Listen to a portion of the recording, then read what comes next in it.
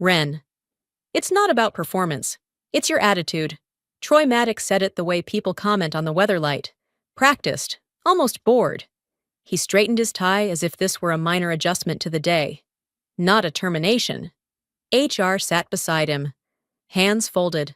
Eyes trained on the polished glass table. The room was too clean. Too white. Too quiet. A place designed to make decisions feel antiseptic. I didn't argue. I didn't list metrics or wins. I asked one question. Is that the official reason Troy didn't blink? Yes. Attitude problem. I want to emphasize one thing. This story contains dramatized elements and uses narrative tools, including AI assistance, to convey emotional and educational insight about workplace realities. If this isn't something you'd like to continue listening to, please feel free to pause, get some rest, and look after your well-being. I had spent 6 years as senior compliance and risk lead, the final signature before banks, regulators, and partners accepted our numbers as truth. I signed what mattered. I refused what didn't hold. I slowed deals when language got slippery. That made rooms uncomfortable. Apparently, discomfort now qualified as a defect. Troy is the CEO, and he was everything I wasn't. Young, decisive, obsessed with velocity. He talked about moving fast and breaking friction, about trusting instinct over process. He hated pauses. He hated footnotes. He especially hated people who asked the same question twice when the answer felt convenient the first time. He once joked that my job was to tap the brakes. Today, he called it an attitude. HR slid the termination packet across the table. No performance notes, no warnings. Just a neat paragraph about separation and a box for acknowledgement. I smiled, not because I was relieved, because I understood the choice they'd made. I signed, dated, and pushed the papers back. No one asked why I was smiling. HR turned her laptop toward herself. I caught the screen as her fingers hovered. Hesitated, then backspaced once. She typed again. Slower this time. Reason for termination. A drop-down expanded. She selected it, swallowed, and clicked save. The words locked into place. Cause behavioral jack attitude.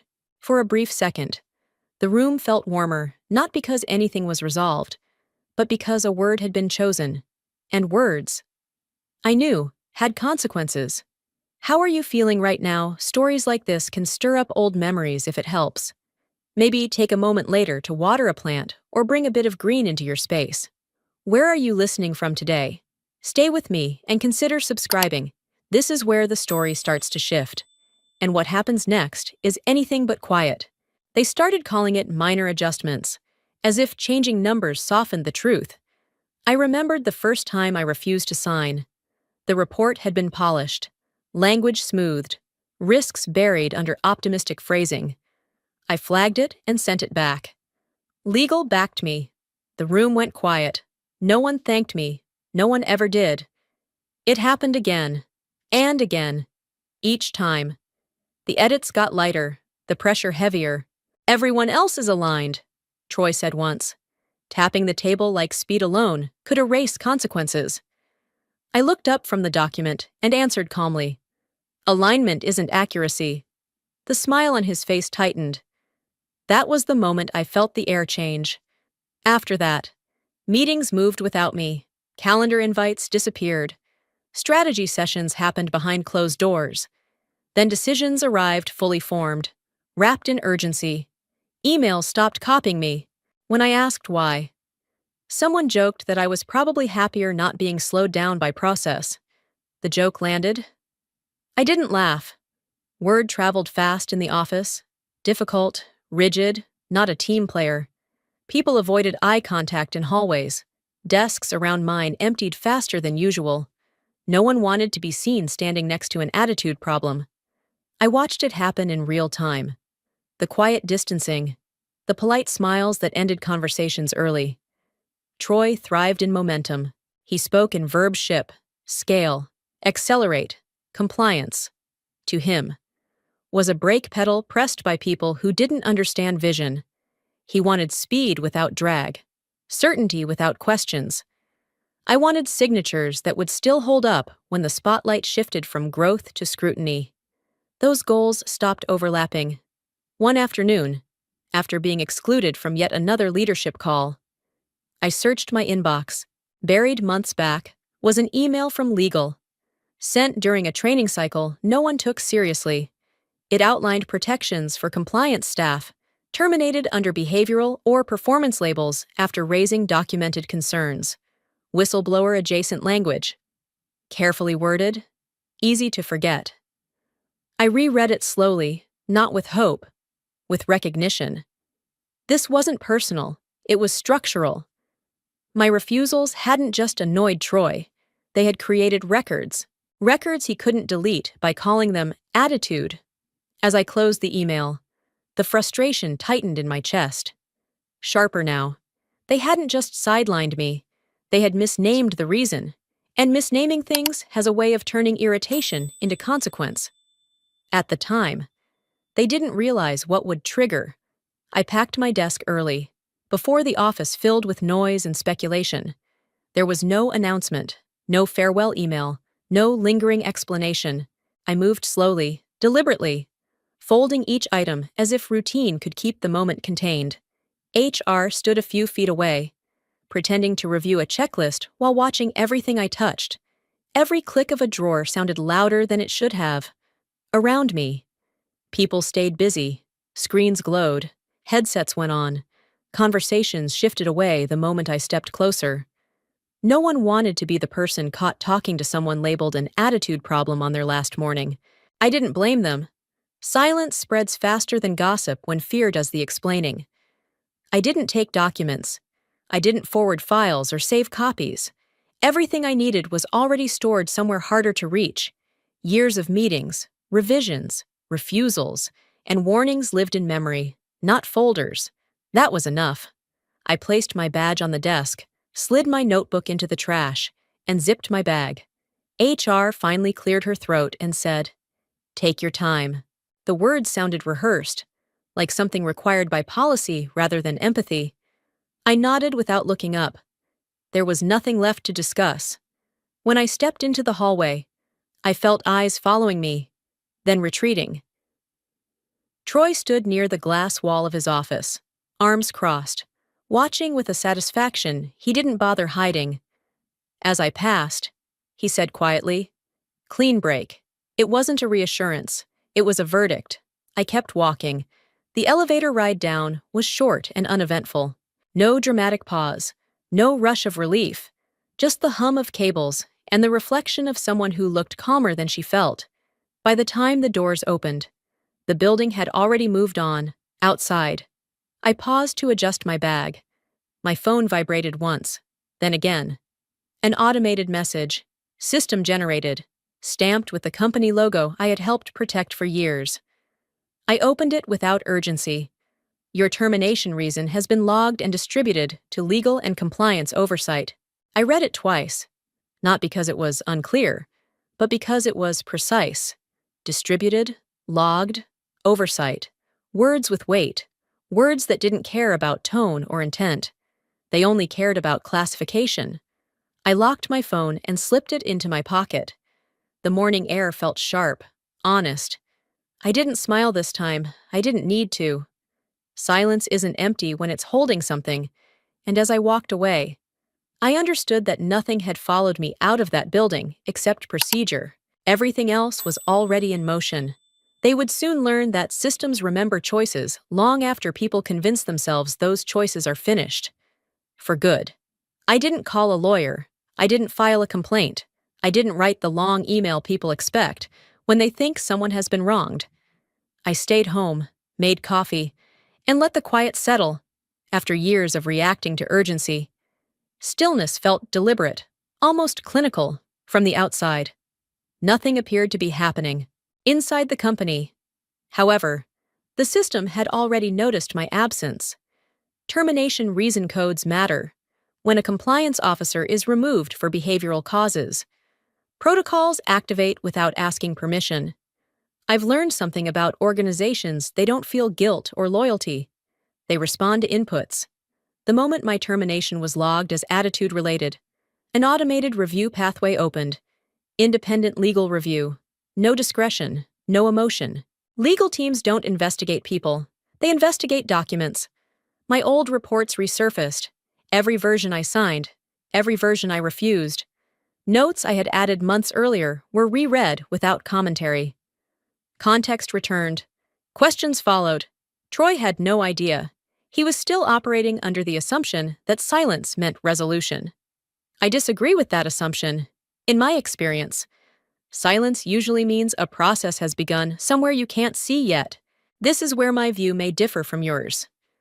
I don't believe justice always arrives loudly. Sometimes it arrives as a checklist. If you've ever watched a system respond after you stepped away, you know what I mean. I'd be curious to hear how you see it. While I waited, a misdirected email did its quiet work. It wasn't meant for Troy. Someone forwarded it without checking recipients. The subject line was short and procedural, the kind executives usually ignore. Temporary hold, risk review. That was all it said. By the time Troy opened it, the system was already ahead of him. It didn't care about tone. It only cared about classification, and classification had been decided. I sat at my kitchen table and closed my laptop. Nothing for me to do now. The machinery runs on sequence, not persuasion. When people ask why I stayed calm, this is the answer. If you're listening and you've been labeled difficult for asking necessary questions, you're not alone. Systems notice patterns even when people pretend not to. Feel free to share your thoughts in the comments. What do you think actually happens after someone is pushed out for now? I waited. Not anxiously, just aware. Somewhere inside the company, procedures were unfolding without commentary. That kind of movement doesn't announce itself. It simply advances. And once it starts, stopping it requires more than confidence or authority. It requires explanations. Those, I knew, would soon be in very short supply. That realization settled quietly, heavier than anger, and far more difficult to reverse later. A single request moved through legal, phrased in careful language, flagged as routine. A major deal, one Troy had been bragging about for weeks, was placed on temporary hold to revalidate sign-off authority. Nothing accusatory, nothing emotional, just a pause. Troy didn't handle pauses well. I wasn't there to hear the call, but I knew the cadence. His voice sharp, controlled at first, then louder.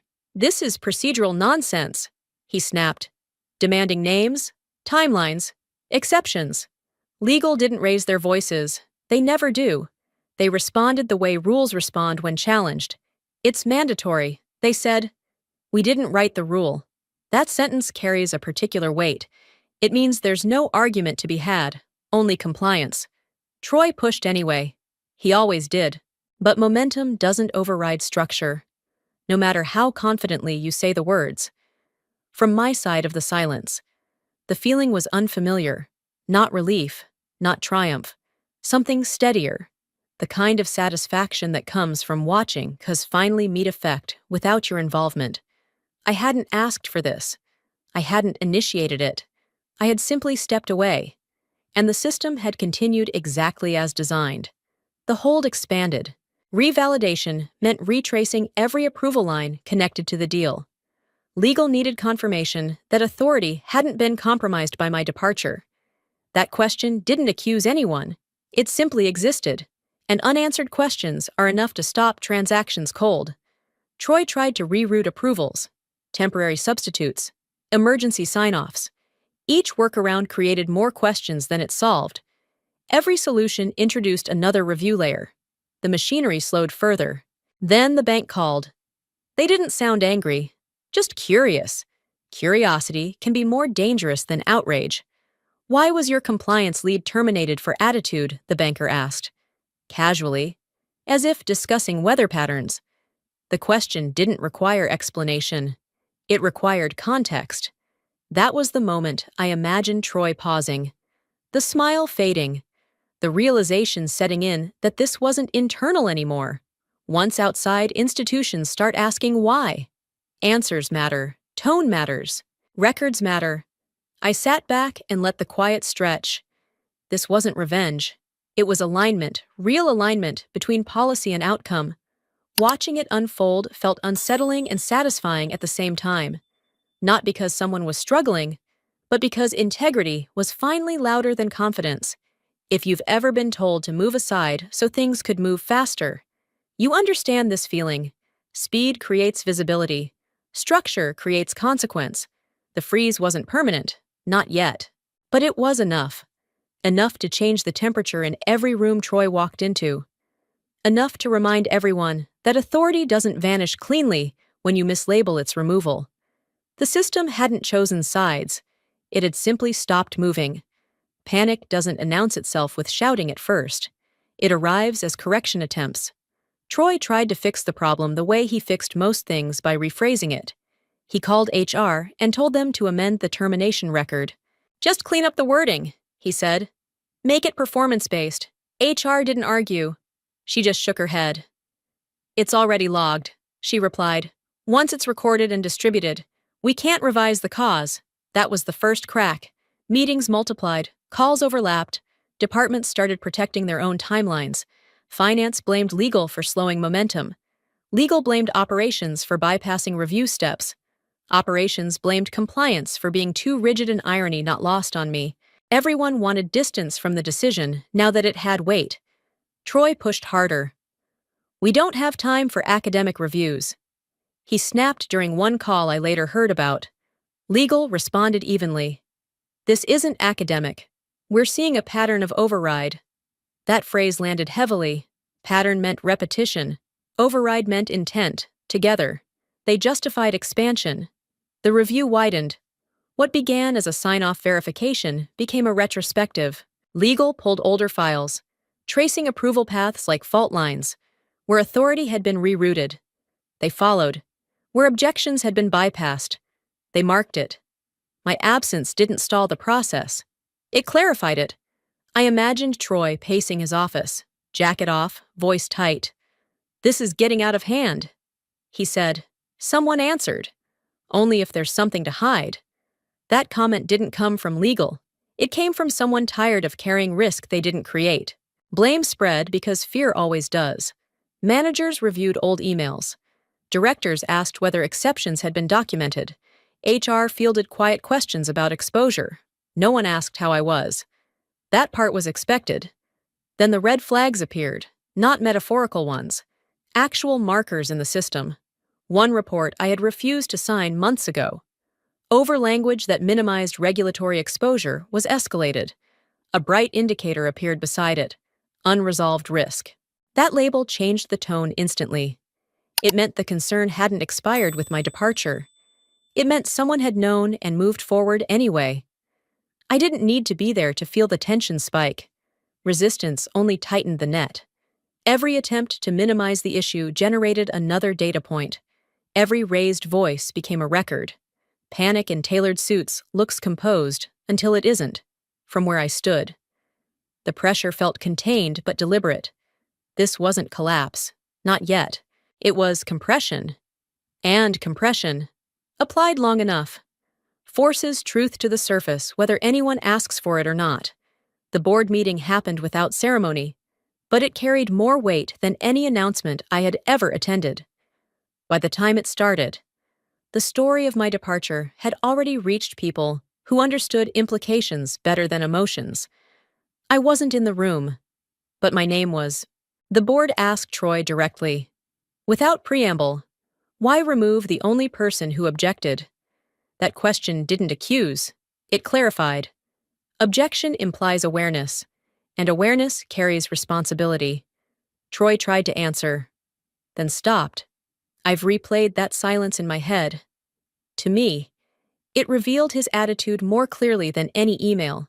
He didn't remove me because I was wrong. He removed me because dissent slowed him down. Speed had become his metric of leadership.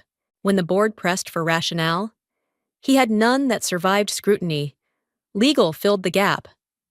They explained, calmly, that terminating a compliance officer for behavioral reasons after documented objections removed the company's safe harbor protections. That wasn't opinion. It was statute and policy.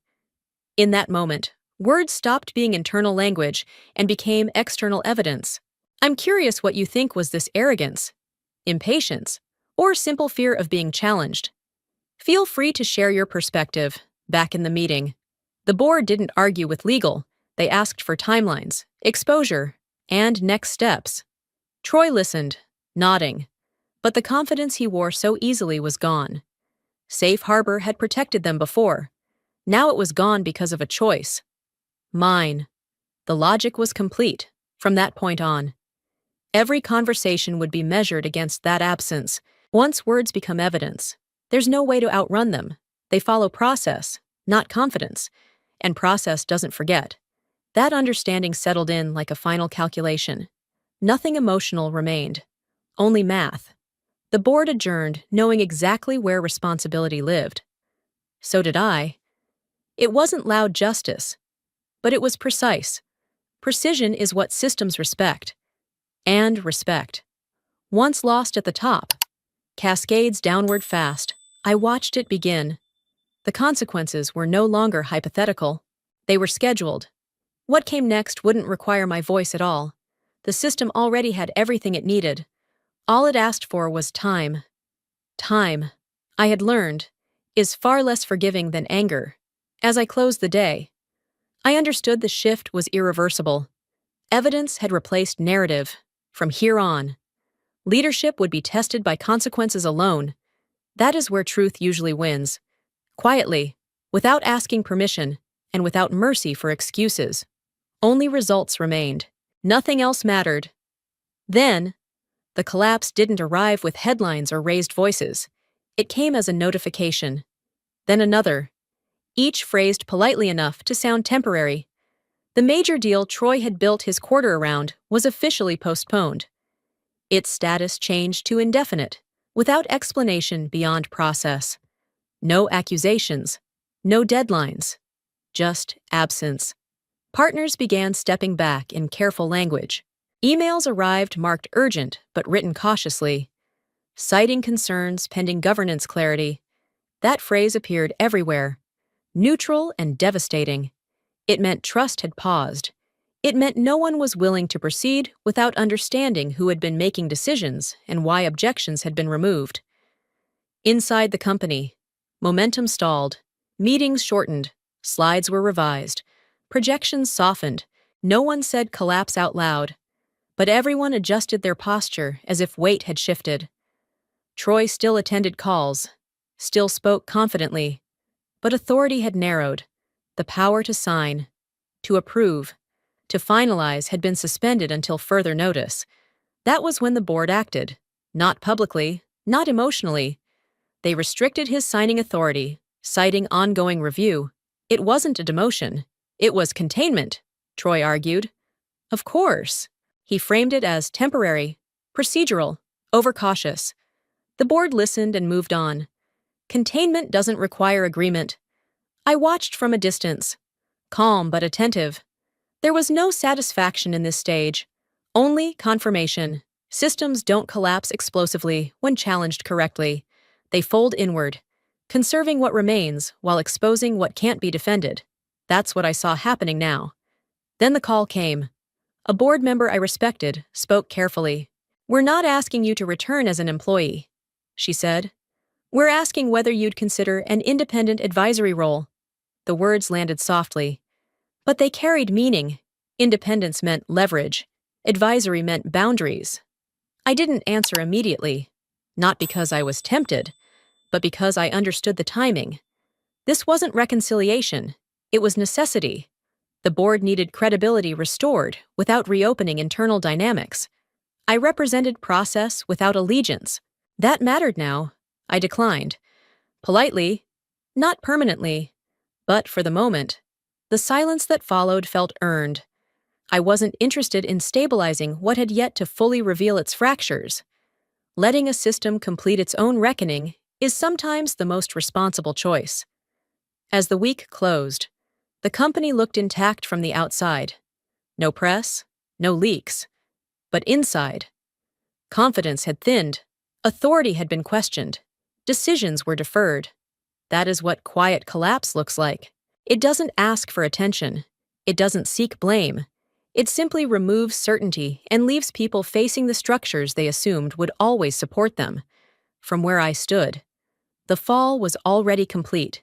It just hadn't finished settling yet. The call came in the late afternoon, after the noise of the day had thinned. I recognized the number immediately, though I hadn't saved it. Troy Maddox didn't sound like himself. His voice was slower, measured, careful in a way I had never heard before. "We may have misjudged your tone," he said, pausing slightly before the last word, as if testing whether it would hold. I let the silence sit. Then I answered, evenly, "You didn't misjudge my tone. You just didn't like what it meant." He exhaled, a sound halfway between frustration and restraint. He spoke about pressure, timing, how difficult leadership could be when everyone wanted certainty and no one wanted delay. I listened without interrupting. This wasn't a negotiation. It was a recalibration. He suggested a return, not directly, carefully, framed as a reset, an opportunity to move forward. He said the company needed stability. He didn't say they needed me, but the implication was clear enough. "I'm not coming back," I replied, not cold, not angry, simply final. There was another pause.